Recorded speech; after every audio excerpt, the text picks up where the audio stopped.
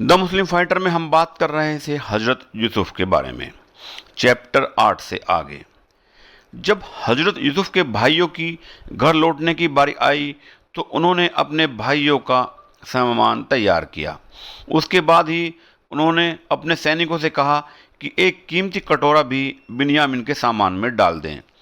جب کارواں چلنے لگا تو محل کے پہرے داروں نے انہیں روک لیا، جیسے کہ پہلے سے طے تھا۔ انہیں بتایا گیا کہ راجا کا ایک قیمتی کٹورا چوری ہو گیا ہے۔ حضرت یوسف بھی وہاں پر پہنچ گئے۔ انہوں نے اپنے بھائیوں سے پوچھا کہ تمہارے ملک میں چوری کی کیا سزا ہے؟ انہوں نے کہا کہ جس نے چوری کی ہے اسے 1 سال تک اس کے یہاں نوکر کی طرح کام کرنا ہوتا ہے جس کا مال چوری ہوا ہے۔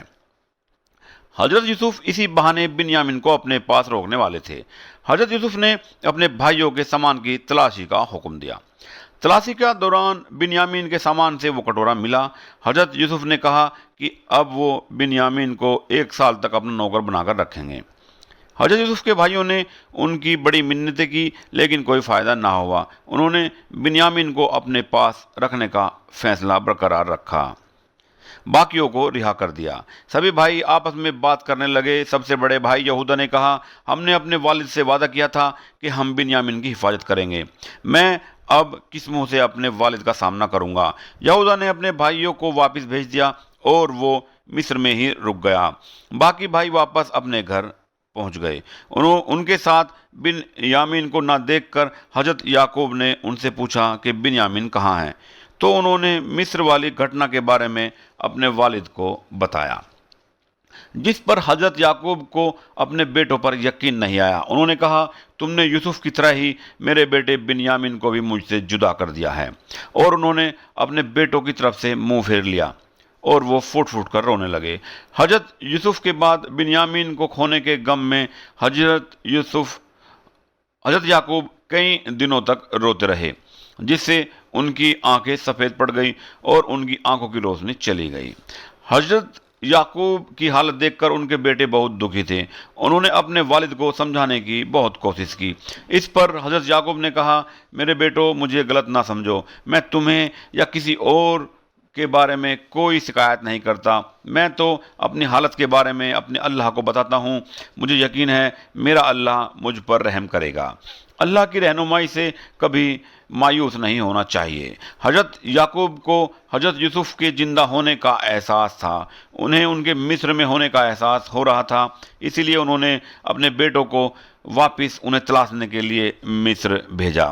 حضرت یعقوب کے بیٹے اپنے والد کے حکم پر واپس مصر گئے اور حضرت یوسف کے پاس پہنچے اور کہا، اے عزیز، ہم اور ہمارے والد بنیامین کی وجہ سے بہت دکھی و پریشان ہیں۔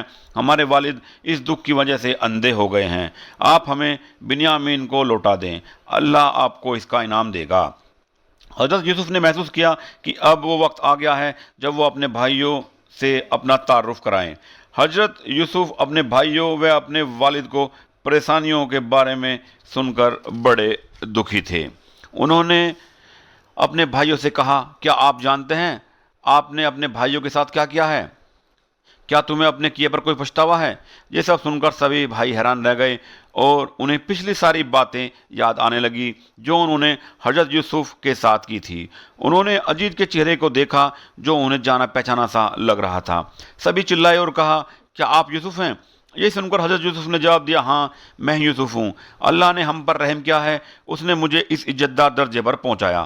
اللہ صبر کرنے والے لوگوں کو انعام ضرور دیتا ہے۔ یہ سن کر سبھی بھائیوں نے اپنے کیے کی حضرت یوسف سے معافی مانگی۔ حضرت یوسف نے فرمایا، میں نے تمہیں معاف کر دیا ہے، تم سب اللہ سے بھی معافی مانگو، وہ بھی تمہیں معاف کر دے گا۔ حضرت یوسف کے ساتھ کچھ دن رہنے کے بعد ان کے بھائی واپس جانے کی تیاری کرنے لگے۔ وہ اپنے والد کو حضرت یوسف کے بارے میں جلد سے جلد بتانا چاہتے تھے۔ اپنے بھائیوں کو ودا کرتے وقت حضرت یوسف نے انہیں اپنی قمیض دی اور کہا، آپ میری قمیض کو لے جاؤ، اسے میرے والد کے چہرے پر ڈال دینا، وہ دیکھنے لگیں گے۔ سبھی بھائی فلسطین کے لیے چل پڑے۔ ادھر فلسطین میں موجود حضرت یعقوب کو مصر کی اور سے حضرت یوسف کے زندہ ہونے کی خوشبو آ رہی تھی، جس کے بارے میں انہوں نے اپنے پریوار کے باقی لوگوں کو بھی بتایا۔ آداب۔